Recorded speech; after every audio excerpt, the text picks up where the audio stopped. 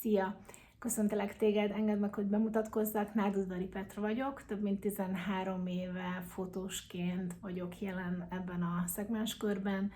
Újszülötteket, kismamákat, családokat, portrékat és arculatokat örökítek meg. Több mint 10 évvel ezelőtt megalakult a weboldalam is, amit mindenféleképpen szerettem volna frissíteni, és erre egy megfelelő személyt tudtam találni, vagyis hát egy megfelelő személy ilyen hozott össze a sors Szőlősi Tamással, aki tudásával, profizmusával és maximalizmusával, azaz a perfekcionizmusával magával ragadott, és a weboldal teljes újratervezésében volt jelen az én életemben.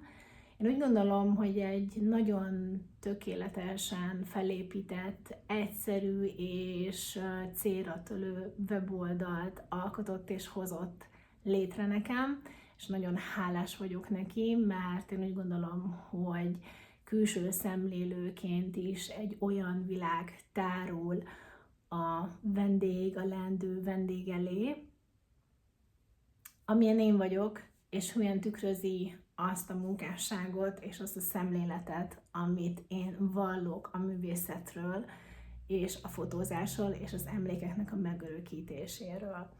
Szeretettel és szívből ajánlom bárkinek, aki szeretne egy újra gondolt, nagyon jól felépített, és egy zseniálisan működő weboldalt, ami magával ragadja azonnal az új szemlélőt, és egészen biztosan nem fog másfelé kacsingatni.